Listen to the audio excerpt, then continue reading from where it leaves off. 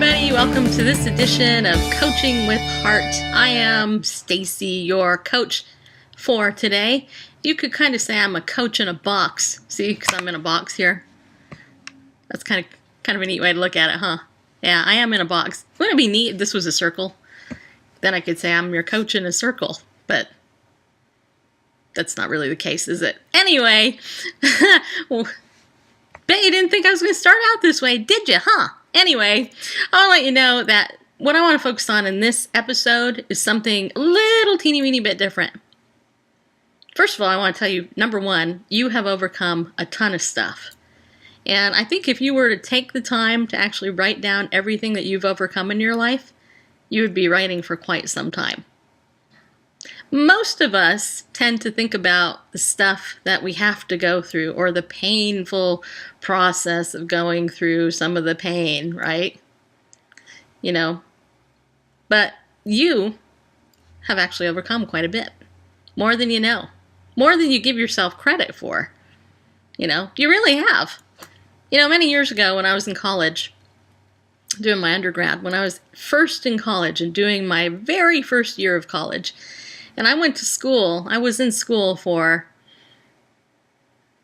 it took me, I think 15 years to get through college. Okay, so it took me a long time. I went part-time and I went all the way through a master's program. Okay, so in my very first year of college, I had a lot of stress going on in my life. It was a hard time in my life, and I was told that I was classified as a disabled student because I was going through some really difficult times, and especially when it came to taking tests, I just could not concentrate. I was dealing with very severe post-traumatic stress at that time. And so I remember going to my therapist at the time and saying, you know, I don't know if I can do this. And she's like, you can do it. I'm like, I don't know. I don't know if I can do this. But I was told by the school, if you would write me a note, then they would go ahead and they would, you know, let me take my tests in a private room where I could concentrate and take more time than having to be, you know, in the whole classroom area and do that. I remember thinking at the time that just how humiliating that felt. Like, you know, here I am just overwhelmed with stress and anxiety and in the beginning of my recovery, and yet my therapist was always encouraging me. She was always like, you can do it. You can do it. Yeah, I'll write you a note. Don't be ashamed of this. Just do it. And I was like, yeah, you know what? I can do this. And so what? If I'm going to take a test in a room all by myself and it might take me 2 hours instead of an hour, who cares, right? I was very blessed at that point to be able to have that opportunity.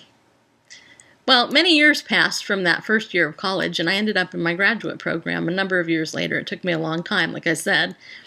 And when I got in my master's program, I was in that program for a little over a month when I found out that my mother had been diagnosed with cancer. And not just cancer, but stage 4 cancer, which means generally a death sentence. And my mom did die, actually. She died when I was in grad school.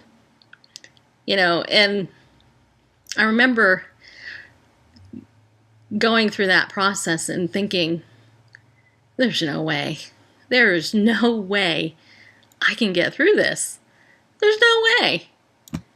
And so I went to the professors in my program and told them what was going on. And they did everything that they could to accommodate me and my schedule and all of that. And they made a way. They made a way for me. They helped me out, and I got through it. Now I share this because those are two major events in my life where I thought there was no way I could ever get through it. No way. Because at that time the pain was so overwhelming, and yet God, in His infinite wisdom and His mercy and His grace, He placed the specific people around me that I had in order to help me through that path. And so that's part of the reason why it's important to have positive people and supportive people in your life, so that you'll be able to be uplifted when those times are really hard. But here's the other key. The other key is you have to have that mindset that you can do it.